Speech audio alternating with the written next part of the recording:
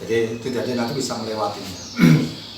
Jadi sebetulnya tidak ada satu korelasi yang mana kita menjadi pawang hujan dengan sajen, kan gitu Mas.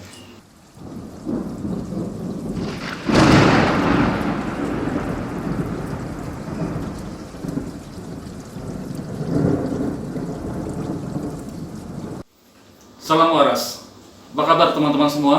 Semoga kalian semua sehat selalu.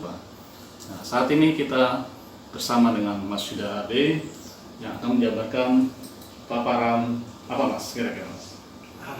Fenomena pawang hujan kali ya. Pawang hujan, baik. Pawang hujan. Kita akan saksikan berikut ini. Oke Mas Yuda, pawang hujan itu apa definisinya?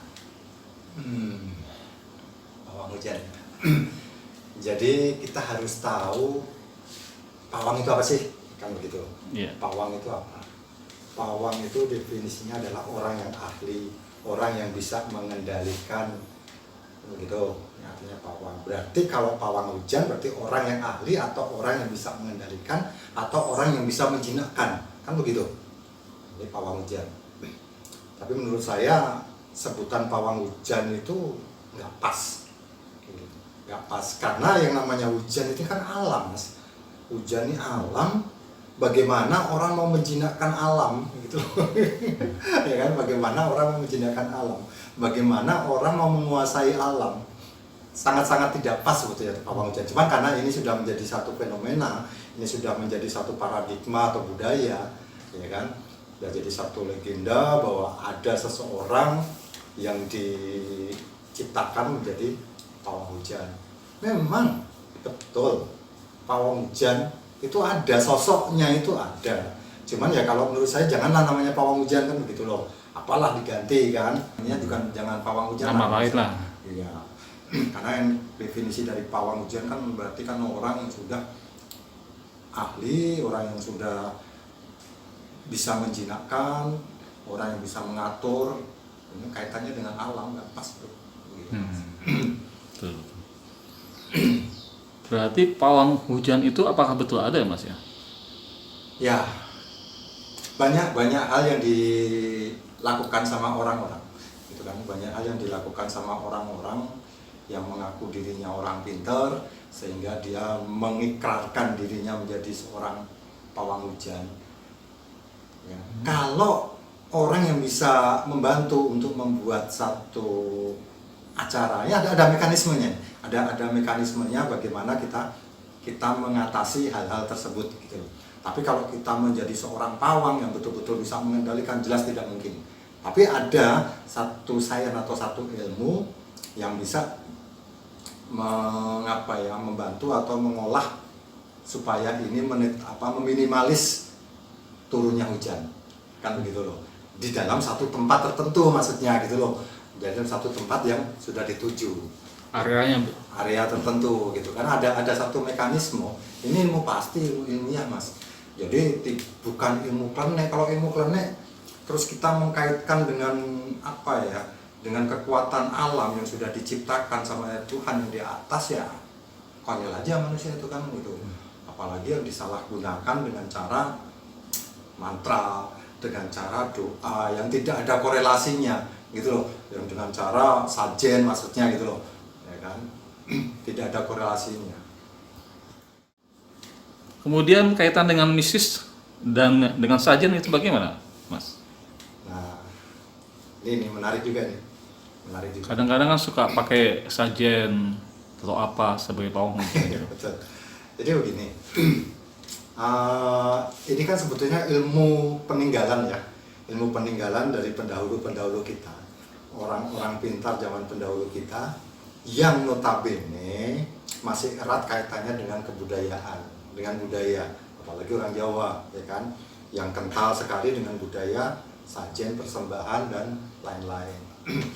Jadi ya itu ilmu yang mereka pelajari secara turun-menurun. Artinya begini, Mas belajar dari bapaknya belajar dari kakeknya belajar dari buyutnya, yang selanjutnya.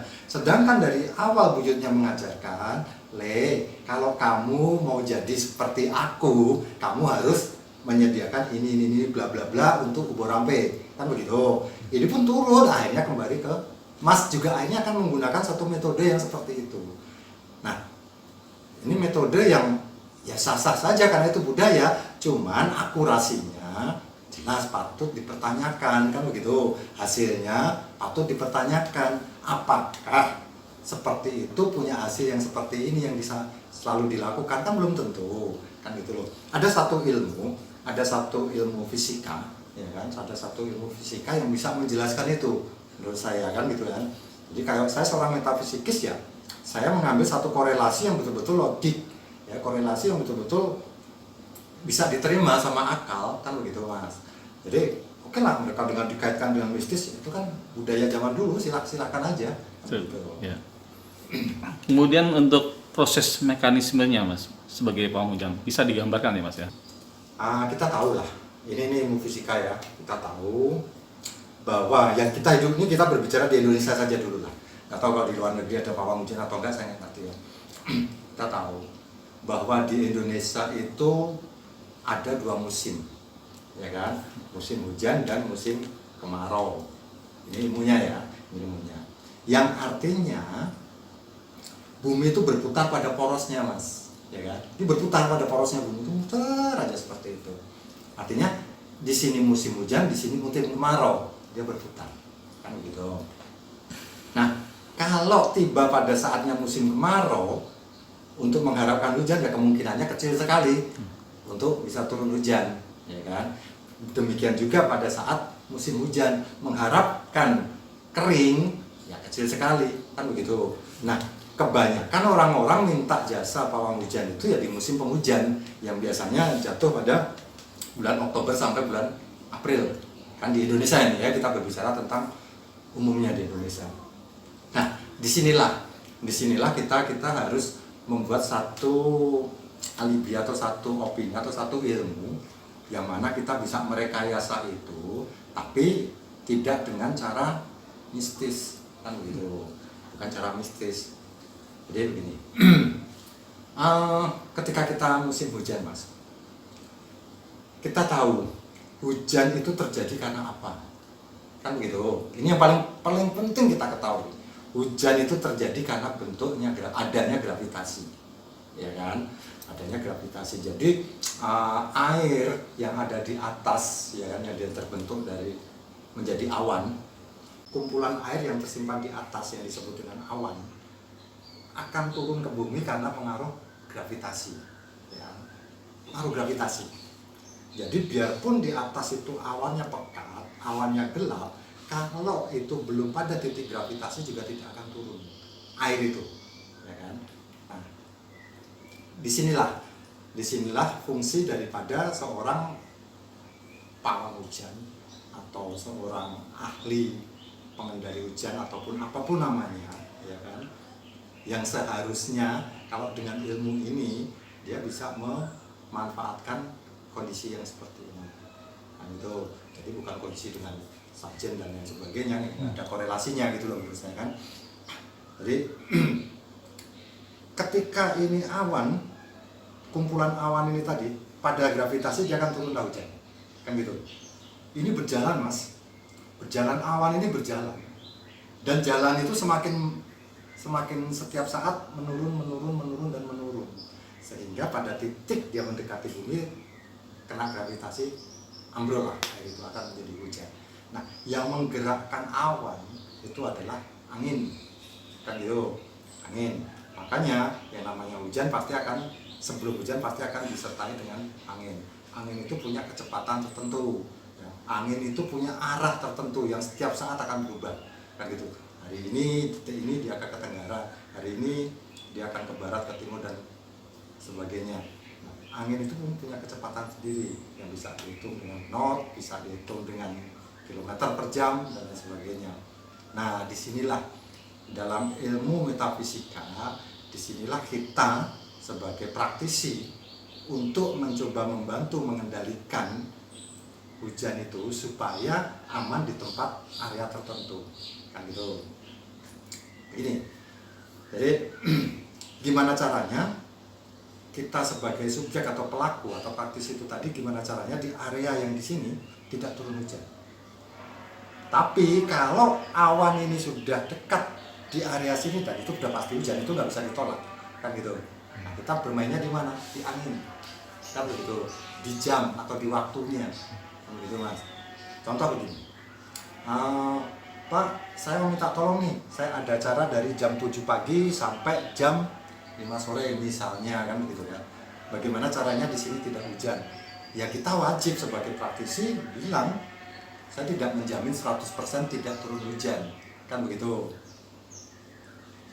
Dengan kita melihat kondisi di atas kita. Kalau kondisinya terang, tidak ada awan, dan anginnya kita hitung, anginnya kecepatan sekian dalam kurun waktu sekian jam, oh berarti tidak akan ada awan di atas area kita, ya kita berani menjamin, kan begitu, waman, kan begitu. Tapi kalau kita ada melihat di sebelah sana ada awan, atau di sebelah sana ada awan, dan kita tahu anginnya akan bergeser ke sini dan akan melewati di tempat area kita, ini yang perlu kita waspadai, kan begitu, kita perlu waspadai. Caranya supaya gimana? Supaya awan ada di atas kita jangan terkena gravitasi. Kalaupun toh terkena, hanya sebentar, kan begitu. Korelasinya apa dengan manusia, kan begitu mas? Korelasinya apa dengan manusia? Manusia sendiri sudah tercipta, kita punya tenaga elektrik dan magnetik. Pada dasarnya kita sudah punya elektrik dan magnetik pada diri manusia, itu sudah punya. Sedangkan di atas sana yang namanya awan, di sana itu ada tenaga listrik, ya kan? Makanya angin, ketika angin berbenturan muncullah petir dan lain sebagainya, itu memang listrik di atas, kan begitu. Nah, bagaimana kita mengolah energi kita, energi listrik kita bisa punya satu korelasi dengan listrik yang ada di atas sana, kan begitu. Kita tahu yang namanya frekuensi mas, yang namanya frekuensi itu kan gelombang ya, gelombang frekuensi itu kan begini, dia dari mengecil, membesar, terus membesar. Jadi gelombang elektrik yang sekecil apapun dari bawah, ya kan, ketika dia sampai di atas, karena bentuknya dia seperti ini, gelombangnya semakin membesar, sampai di sana akan membesar, sehingga memiliki satu kontradiktif yang akan punya pengaruh terhadap angin, loh ya, terhadap angin, bukan pengaruh terhadap air, bukan, karena air juga sifatnya konduktor, kan begitu. Tubuh kita juga konduktor nih, jadi ada satu korelasi yang memang kita bisa berhubungan ke sana. Caranya gimana? Bagaimana supaya kalau itu masih jauh kita bisa ngitung lah dengan kecepatan angin tadi, supaya di tempat kita dia akan melambat anginnya, kan gitu. Kalau itu sudah terlanjur dekat, supaya di tempat di atas kita dia lebih cepat anginnya. Cuman jalannya seperti itu, sehingga kalaupun toh hujan juga sebentar, karena si awan itu tadi juga sudah melewatinya. Jadi tidak nanti bisa melewatinya. Jadi sebetulnya tidak ada satu korelasi yang mana kita menjadi pawang hujan dengan sajen, kan gitu mas. Ini ada satu cerita menarik. Saya pernah beberapa kali ngobrol dengan praktisi-praktisi pawang hujan, ya kan. Yaitu orang udah sepuh gitu, orang-orang yang punya pola pikir zaman dahulu gitu, yang mereka masih identik dengan sajen, identik dengan ubur rampir. Saya juga menganalisa, artinya begini, menganalisanya kan, ketika dia menggunakan sajen, ada satu hal yang aneh yang saya lihat atau yang menarik saya lihat, ada cabai nih, ada cabai di atas, kan begitu, ada cabai di atas ditaruh di tempat terbuka. Saya berpikir bahwa ini bisa menjadi satu konduktor untuk mentransfer energi listrik si pelaku tadi dengan energi yang ada di atas, sehingga punya satu kontradiktif atau punya satu konsleting, kan gitu loh. Cuman yang nggak tahu itu benar atau tidak. Cuman yang saya heran, dia masih dengan mantra, dia masih dengan cara-cara yang menurut saya masih cara jadul lah, cara-cara yang manual gitu loh, bukan cara inner power yang harus kita keluarkan sendiri, kan gitu mas. Jadi saya nggak ada apa ya, nggak memasalahkan dengan mereka. Saya cuma mau melihat apa sih korelasinya antara sajen dengan pawang, kan begitu. Yang sebetulnya mekanismenya sudah jelas bahwa ini adalah hukum fisika, kan begitu mas. Tuh. Baiklah teman-teman, demikianlah yang sudah disampaikan oleh Mas Yuda mengenai apa itu pawang hujan. Baiknya teman-teman terima, yang buruknya teman-teman tinggalkan. Tetap salam waras.